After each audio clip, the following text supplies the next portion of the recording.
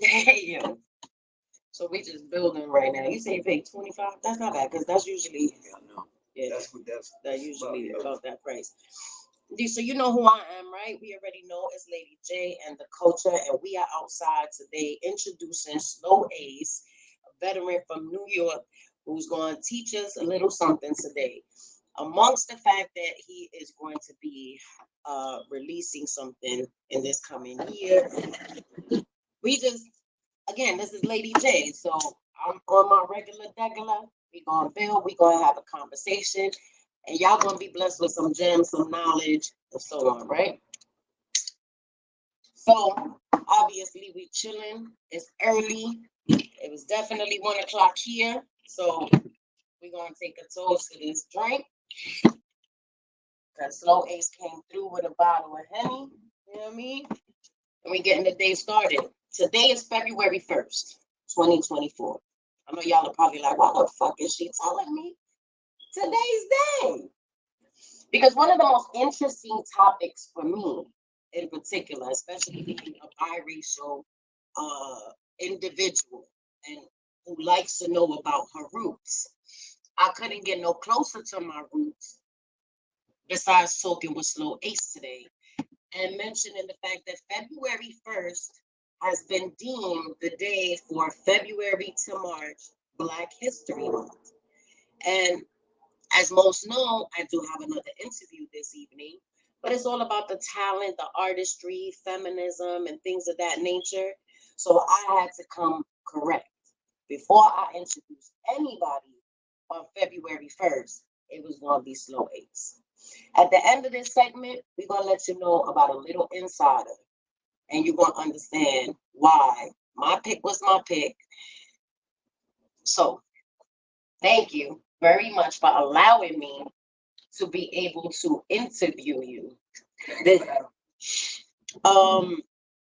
my biggest thing, right? And I said to you, because we're not, I don't want to do the cliche shit. We're not going to run over certain specific questions. We're going to have a conversation because I myself always have to stay educated. I believe our people should be educated. And when I said to you, I want to interview you on February 1st because it's Black History Month. And every time I mention that, you automatically have something to tell me. Well, every day is Black History Day, if you ask me. Every day.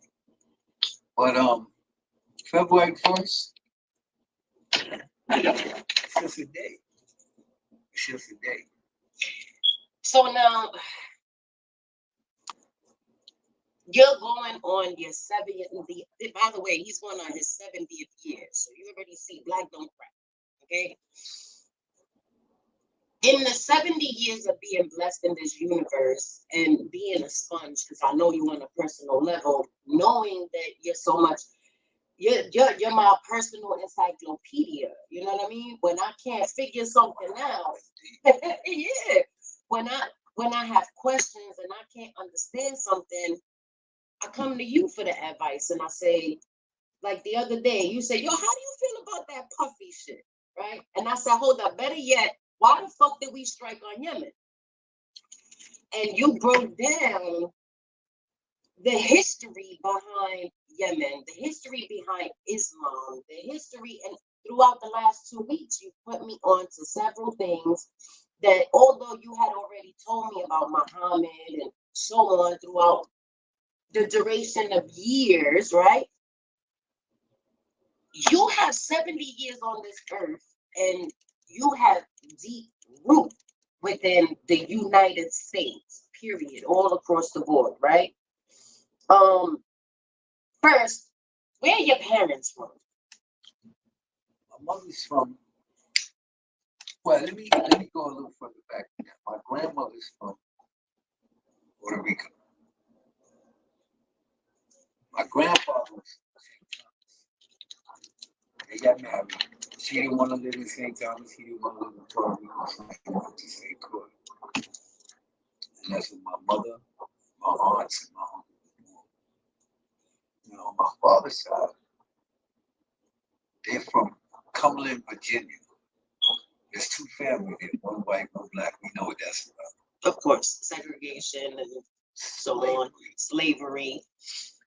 And he came to New York in the early 1930s. He came with 15 brothers. Big. So we're 16. So with 16 brothers coming from down south, migrating up here to New York. Okay, I want to continue to follow. Now my grandmother on my father's side had 26 brothers and sisters. Years ago, black folks used to multiply. Yes, be fruitful and multiply. But we don't do that anymore. And some do, some don't, you know. Yeah, vast majority of people nowadays, especially the way that the economy works and so on, they feel like a family structure is supposed to be parents and two children, son and daughter. If not, they got two and that was it. Maybe hit four if you're lucky. That's that China syndrome. That's that China syndrome. That's exactly what it reminds me of. Is if you didn't have a son and you had two daughters, they were executing one of the children because you were not allowed to have more than one daughter, and you weren't supposed to have more than two children back then. And they still got a billion people in their country. And they still got a billion people in their country. So now, with you guys coming up to New York, you having a long bloodline coming from Puerto Rico, St. Thomas, St. Croix, down south, Virginia. Now being in New York, pretty much you were born and raised here, right? I was born in Brooklyn. You were born in Brooklyn. Kings County Hospital. In the early middle 1950s. In the middle of 1950s, something like no,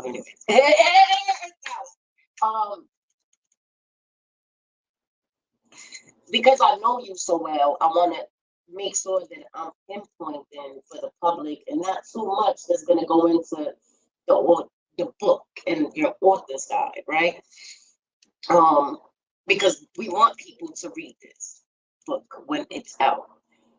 So when growing up through New York, what type of lifestyle did you have? Where were you? You said you were born here, born and raised in Brooklyn. We're currently in the Bronx, right? And you've seen many things in 70 years. You lived the whole entire 50 years of hip hop. Yes. Well, when I came home in 77, hip hop was like, they were still doing pop jams. But I'm finna close the window so we can hear you better. Because I hear planes, trains. Only thing I'm not hearing is a boat. They were still having pop jams. They were still having pop jams. Battle rapping in the parks and all that.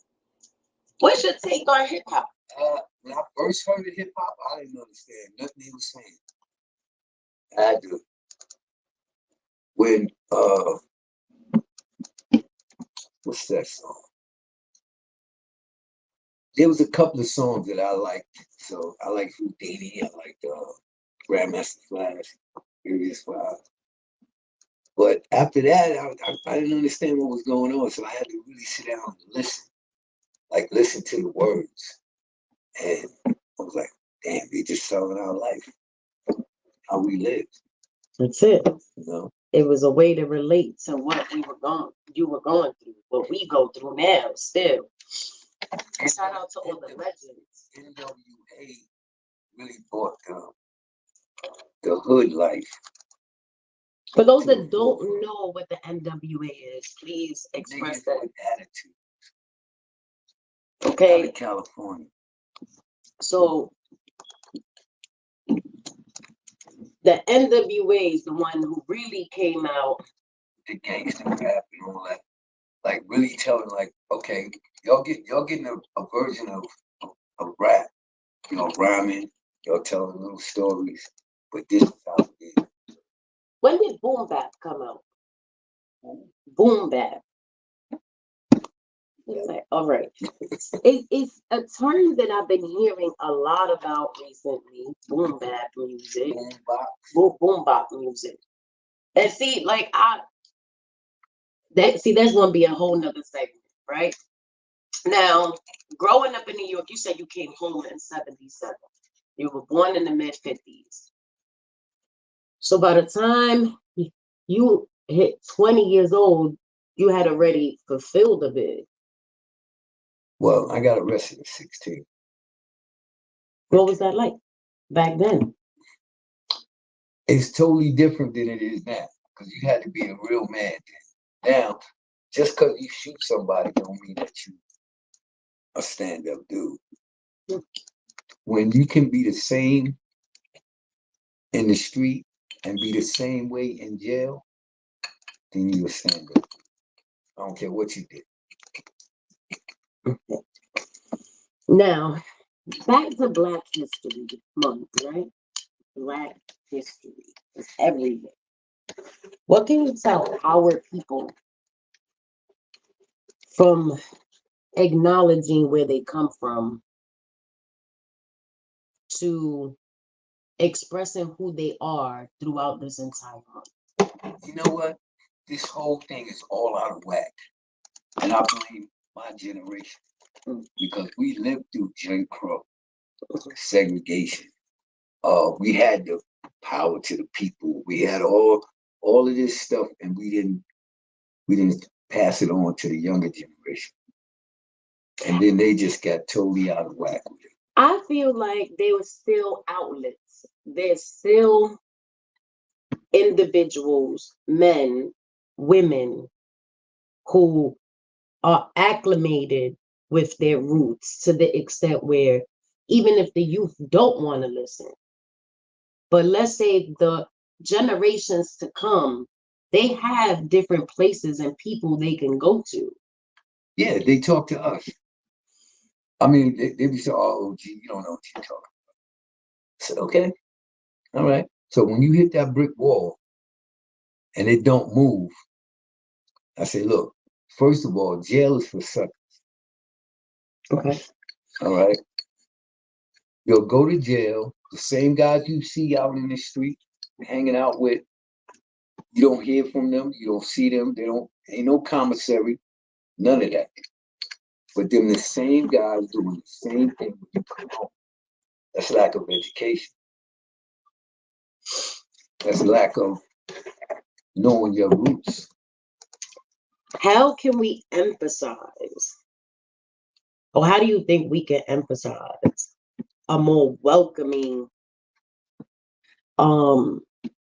attraction to those who, let's just say, because they lack education and knowledge and they haven't known really where to go or who to talk to?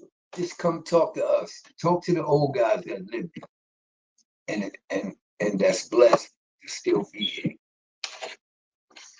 I mean, you might not understand it at that moment, but as you live your life, you'll see that what we're telling you is true because we lived it. Through experience, you gain the knowledge, and through knowledge and experience, you gain wisdom, right? Exactly. During the time that you were growing up, before you went to jail, prior, right, to going into a correctional facility, going to prison, and so on, right? Were there any revolutionary acts that you can remember going out, seeing the protests, the Marcus Garveys, the Malcolm X's? I was more into the BLA, the Seminole Liberation Army. I was more into that. I wasn't into that Martin Luther King, because we was young. We was all young. And, we didn't have cell phones back then. But if something happened at somebody's school, it got around. And before the week was out, we was all there. We was all there. And I grew up in a time where young Black guys wasn't taking shorts. What area was that? We talking late 50s, early 60s. I was a little dude and getting educated into the gang life. Because I've been doing that gang thing since I was like 5 years old. That's adolescence. That's before adolescence. You just broke out of being a toddler. You're about to you're about to go into school age, or you just becoming school age, and you're learning about gang life already. What was the difference in gang life back then from now? They're not serious about the brotherhood. You know, oh, I'm this, I'm that, I'm claiming this, I'm claiming that. But we live that. Okay. Nobody come to our block and do anything, like rob somebody, break into somebody's house. That wasn't happening because there was community.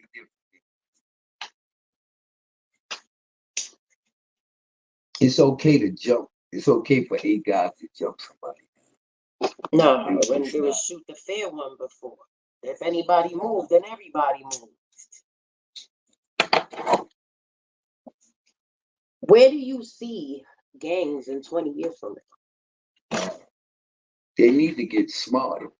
You can be a lawyer and still be a part of your family. Yeah, absolutely. You can be whatever. That's like the MC world, what they consider the biggest gang in the world, right? It was about brotherhood, right? It was about the men. It wasn't motorcycle club, it was men's club, right? And even their principles always is not every brother is your brother, not every sister is your sister, right? But they became educated before they even started the men's club. They were part of the service. You know what I like about then and that, and don't like about now? We used to talk about history. Why this is this way and why that is that way. What's gonna change and what's gonna never change. We used to talk about that. And we stood on it. But now, somebody gives these young boys some money, and their loyalty is to their money and not to anything else. They're talking about royalties over loyalty, but if you got loyalty, the royalties automatically come. That's why I like Raekwon. Okay. Rakim. KRS-One. Because they stay true to. Shout out to all those brothers who are still in motion, still giving the word and the wisdom. KRS-One is the best battle rapper to me ever. Him and Jadakiss. I think everybody would agree. I don't know if they would agree with the Jada, but everybody Jada's a beast. Would agree with KRS-One. Okay, my live is still going. Pardon that. Okay. So, DMX was a beast. God rest his soul. DMX was a beast. See, now, considered rappers aren't considered lyricists. Although I believe before you really rap, you have to be an amazing lyricist. You gotta have a story to tell. And it's got, you know what irks me? Is that these young kids now, they'll put out a song, like they so hard, they so thuggish, this and that. They ain't put in no work. They don't know what it comes. They don't really know or understand the consequences of their actions. And their words. They are talking about how much money they got, how many women they got, on videos with guns and all of this. Young brothers, jail is for suckers, trust me. Going to jail is not cool. because you just came from the street to a slave plantation in jail. That's all that is. That's the perfect way to put it, a slave plantation. Because you may go to work on the plantation and gain a salary or gain some sort of compensation when you go in the workforce, what we call the plantation, right? But when you go into prison or jail, you're going back and proving that slavery should still. It's the modern day slavery. I mean, do you know how many industries are linked to these prisons? No, and they pay you 25 cents an hour to produce cabinets, clothes, even on the farms in these jails. Produce food for 25 cents an hour. That's slave wages. Yeah, because if you put in, let's say, 8 hours, you at $2.50 a day. So $12, 5 days. When you go to jail, all your rights are gone. You can't vote when you come out. You know how hard it is to get a real job. And all that's a part of the plan. They made these laws and all of these penitentiaries to lock us. And when you fall into that trap, for 40 years, I blamed somebody else for what I did. Mm. And then I sat down one day and was like, That's you know too what? much. I had no business even being there. 16 years old in a club, after hour club. I ain't even supposed to be. And with a gun, I ain't supposed to be there. But I blame the other guy. The For 40-some years, I blamed him. I just thought about him. Like, it ain't his fault. It's my fault. You know? Young brothers, jail is for suckers. Trust me. Oh, excuse me. So now you said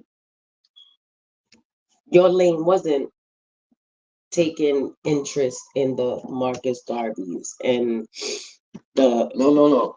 We read about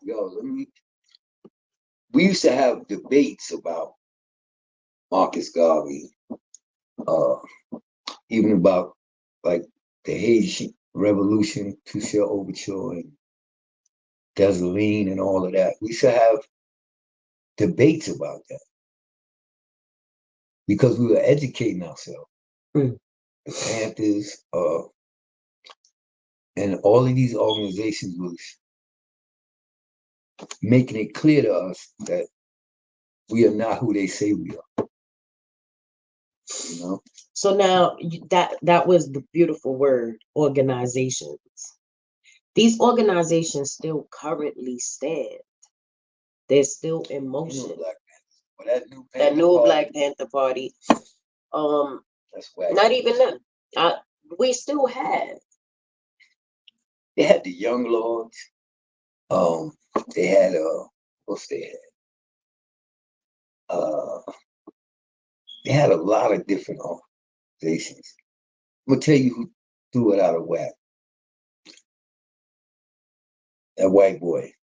That was the manager of a McDonald's in the Bronx. And he started the Guardian Angel. This He is threw everything out of whack. He started getting young people that really want to be involved in something, and he just twisted them up. This is some tea. So we going from revolution. I don't want to say his name, but his name is Curtis.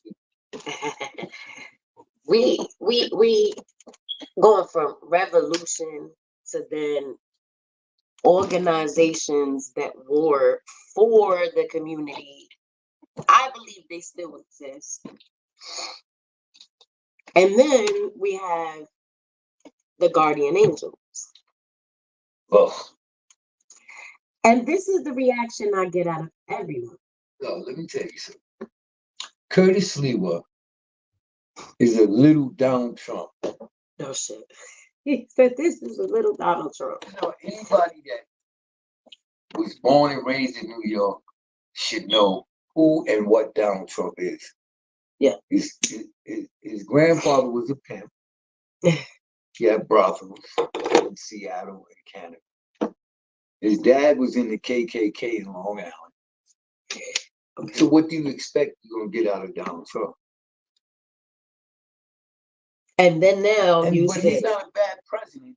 He just got a bad mouth. yes. I think he's not even narcissistic. He doesn't think before he speaks. I have this thing where it's just, again, with all due respect, I think he needed a check while growing up, but had the check.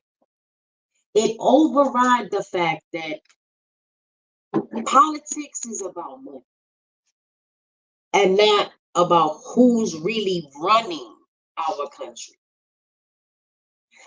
And so this man is statement for his own faults. He's a swindler. He just say what He don't know what to say at the right time. He don't know what to say at the wrong time. But he makes some valid points. Now, I'm not taking this to look at a division. I want to hear diversity within our culture. Right? Listen to this. Everybody's talking about Joe Biden. You know, Joe Biden wrote the crime bill for the President Clinton. Y'all listen to this. He wrote that. He voted against. And our dear woman vice president. She's I can't even explain what she is. She's a prop. I'll tell you what she is. She's a Nabisco product. Oh shit. She's an Oreo. Yeah. No, that Oreo's got too much flavor. The graham cracker was about right. She's a orientated Nabisco product. That's what she is. A Nabisco. Okay. So now all the damage that I was just gonna say, all the damage that she caused amongst our own people, and because our people are not educated, they are going by the fact that she's got the color because she's a face card, without knowing that this face card has done so much damage to our women. Our women. I'm not saying women in general. I'm talking about our women were the ones that were affected by everything Kamala Harris did on the West Coast when she was in politics and community activism and all that dumb shit that she claimed she was. Assistant district attorney. She's whacked you. So that's all I can say. Okay, so who would we like to see run for president and vice president? I like the young lady that's running against Donald Trump. There's a woman going up again? Okay, I got to do my fucking homework. Because this time around, I was just like, I don't even want any of that.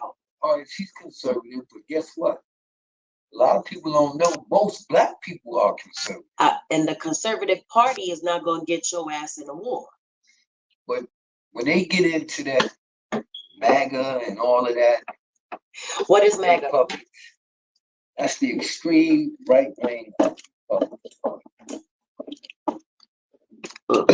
every party has extreme, like you got the progressives, that's extreme liberals, then you got the moderates, then you got conservative Democrats. Okay. And the same thing with Republicans. So this woman is a conservative Democrat. No, she's a conservative Republican. Okay. But I don't care about party. I care about how you represent this country, how you represent us. We are not immigrants. No. We are not immigrants. We didn't come here voluntarily.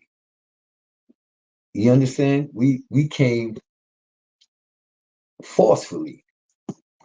So I had a conversation with this young lady, a white girl, and she said Donald Trump is bugging out.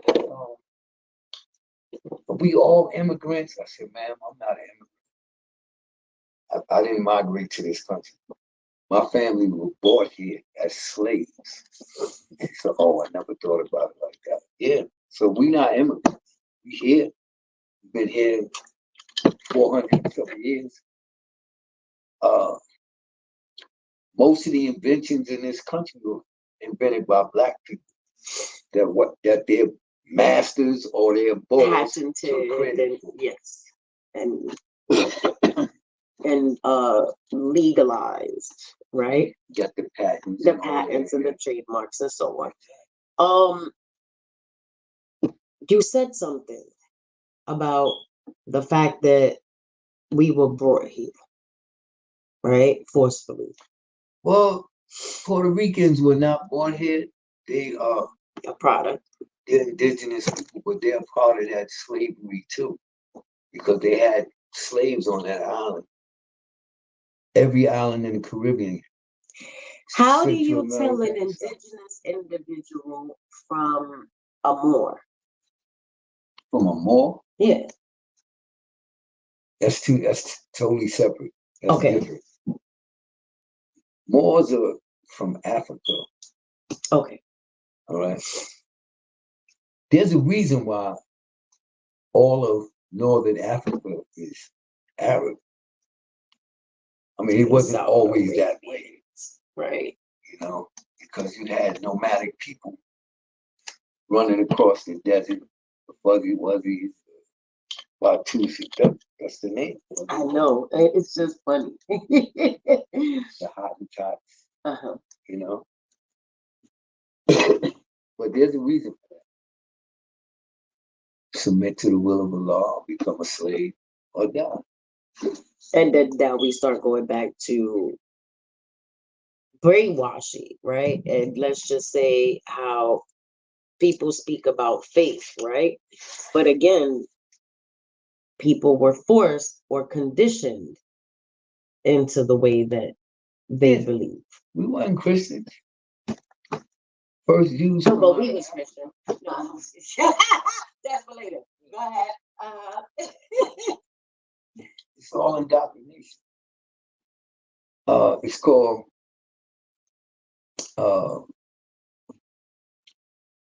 gotta get the right words for this. It's called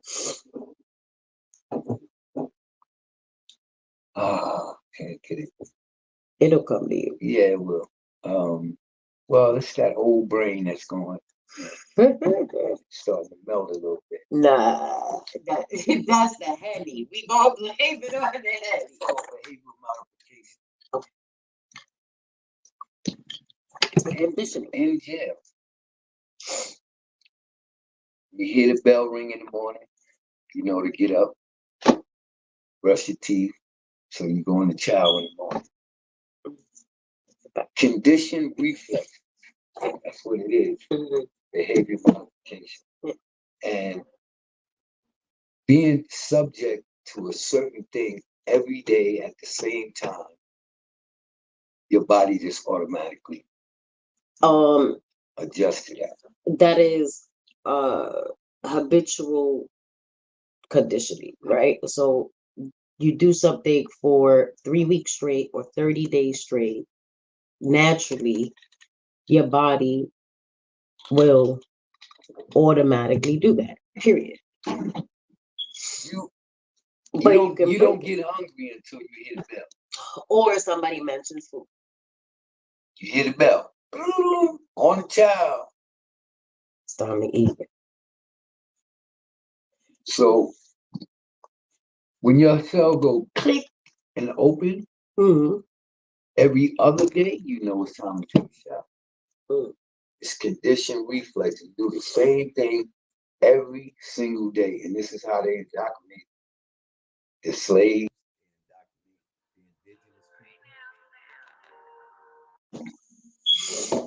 Yep, she was watching, but I'll tell you like this, well, we had some individuals, but I know Valid's calling. She's probably on her way to meet us. You gonna have a fire Valid fit for Saturday? Yeah. Okay. Yeah, I'm actually probably playing for another team for the day because since I'm hosting, right? Oh, if people did not know, the comic portion is being done by the main host, which is Nemo, the curl plug comedian, bomb ass chick from New York, putting it down. nah. And then the host. My little friend is funny. Yes, she is. Valid, biggest Valid, they're not Valid, okay, is definitely the bomb, right? And so that's why she's put Saturday together, right? And we will be having slow ace. So everybody here can hear this ringtone. Oh, yo. So if you don't know about the ringtone, what y'all can do is catch I believe one of my saved videos with Nina Valid. It's actually on there because it was part of a pre-play of us role playing our interview last week. And he caught it on the can and was like, yo, that would be a fire fucking ringtone. And so now we selling Valid ringtones. So y'all know. Well, I'm not. He is. Okay. So if you want to get with anybody, you got to get with Nina Valid. And Nina Valid will let you know that Slow Ace is the man to get in touch with when it comes to these Valid ringtones. And that's in the meantime. So I asked about your fit, because Nina had called while we on live, and like I said, she should be on her way. Is there anything specific that you want with your Valid fit for Saturday? Yeah, I want the hat. Mm-hmm. I want the hoodie. Okay. And I want some sweatpants. Gotcha. A whole Valid. Yo, Valid. It's valid. Trust me. It's either you Valid or not, right? That's it. So, and you will be able to catch merch because new season is bringing out some new merch. And y'all see what this hat says? It says, make asses real again. Yeah. Y'all Dominicans need to stop. Okay, so then that's the thing. I said, I want to go somewhere urban. I want to go somewhere that touches our roots. I want to go somewhere. I kept saying this. He like, let's go to this spot to go eat, and we do the interview. We go to the China buffet and we get the interview, and then well, we could go to the Dominican spot, and I'm like, them Dominicans don't like being called black. Okay, and just so y'all know. Wait, I seen a video, and this Dominican guy was talking about two co-workers. One Puerto Rican and one black. He said, love you too, Francis. The Puerto Rican said, yo, them black guys, man, so and so and so. And the Dominican said, hold up, man, wait a second. You talking about him being black, but I'm black. I just speak Spanish. You know, I mean, a lot of them don't think they black, but you black, baby. Y'all got all the African blood in you. So we also, besides putting this on today for LadyJay and the culture to be able to bring in some wholesome conversation about Black history, right? Some real Black history. Was to introduce your up and coming project. Yeah. Me and my buddy writing a book about life in Brooklyn. And it's pretty much about my life growing up in Brooklyn. Sneaking out of the house at night, hanging out with the teenagers when I was a little boy. About not seeing my birth mother for like 40 years. You know, so it was, yeah, it's interesting. So it's got a lot of hood in it, though. Let me tell you. got a lot of hood. I mean, real hood. It's gonna be undisclosure, right? Type What of do you thing. mean? Like the things that were undisclosed will be disclosed. This is gonna No, all this is on expose. record. So It's gonna when Homeboy was doing the transcript, he fact checked everything that I said to him. He really did his homework. So okay. when the book come out, it's not fiction. It's real life. Growing up in Brooklyn, Bed-Stuy, Brownsville, East New York, uh, the three toughest hoods in this country. Don't let nobody fool you. Oh yeah, we in the Bronx. But what I know about the Bronx is it's a special needs borough. That's the way he says this shit, right? Much love and shout out to all parts of New York.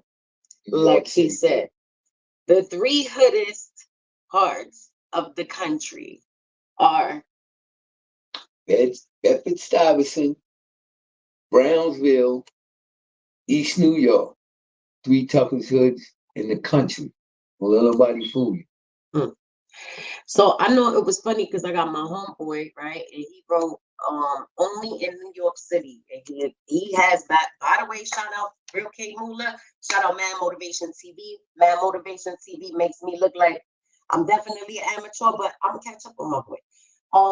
On that note, he puts up a reel and a meme from the train station. It's real life shit. You know what I mean? Train coming to rat. The sneaker, the nigga who jumps in the fucking platform, and this is all real life. Like, cause I know my peoples is really posting real live shit that you can fact check, right? Just like the book.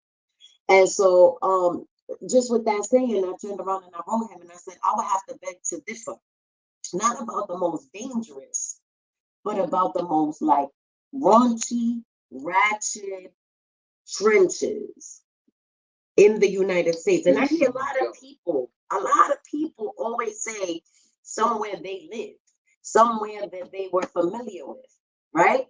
I know people who are from Milwaukee that say the streets of Milwaukee is tough as fuck because it's only one so big. Wait. Don't get it messed up. When you go anywhere in this country and you from New York, they don't like us. They don't like us. Because they 10 years behind us. Our swag is 10 years. We set trends. We have been developed. Nobody wore baggy pants until New York rappers started that. That's the truth. You know? Nobody wore skinny jeans until New York rappers started that. So being that I've been like traveling for the last 3 years, right? Concretely, because I've been traveling all my life.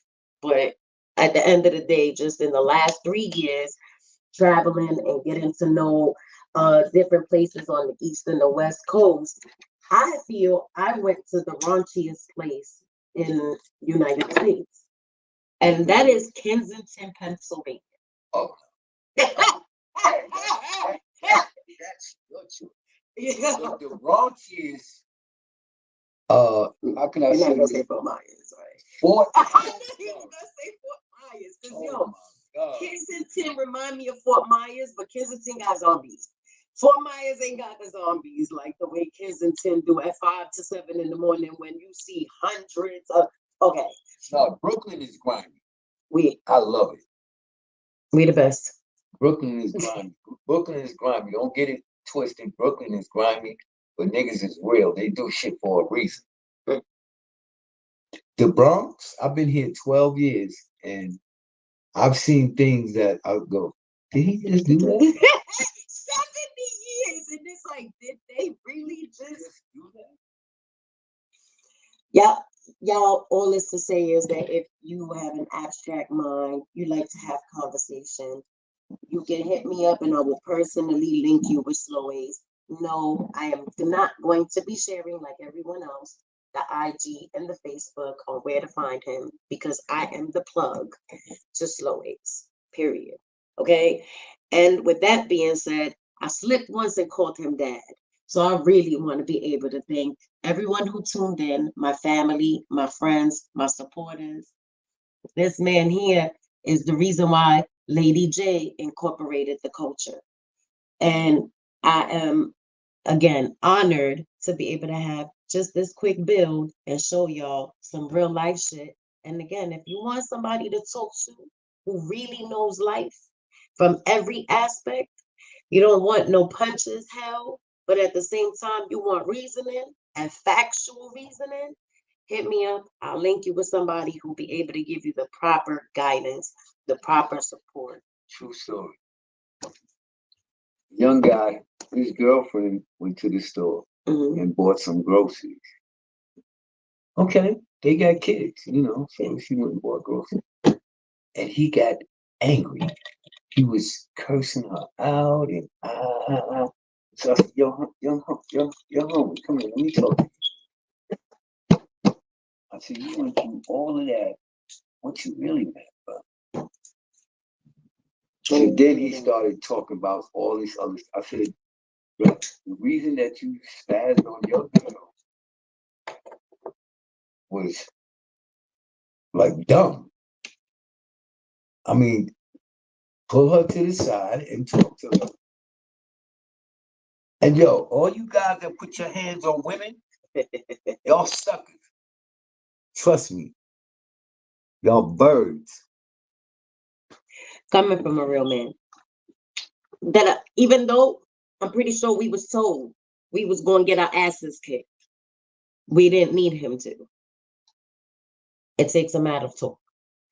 And I could be guilty because I'm a hothead. Come on, I'm Black Rican. What you expect? But at the end of the day, we can speak. Thank you for joining us. It's time for me to continue because in 2 hours I will be presenting Miss Champagne, a New York artist.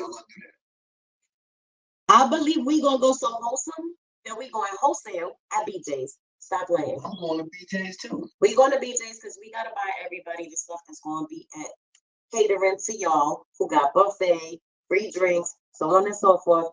Saturday, February 3rd, from 5 to 12. You don't want to miss the show. Guys want to know how to deal with your girl. Trust me, I had a lot of them. I've heard and seen everything. This man's motto, when I said, you need at least one day of rest, like that day of Sabbath and shit, right? And he said, over this, I could go 8 days a week. And there ain't even 8 days out of the week. So just know, again. I was told one time, yo, you can't have baby girl. See? I see you right. I can't. But I can try. as long as she's intelligent. She don't have to be pretty. Because pretty don't make you smart. Beauty's Only Skin Deep is one of his favorite songs. That's why I put it up on my post. Again, everybody, thank you. And we going to that Dominican restaurant because I'm hungry.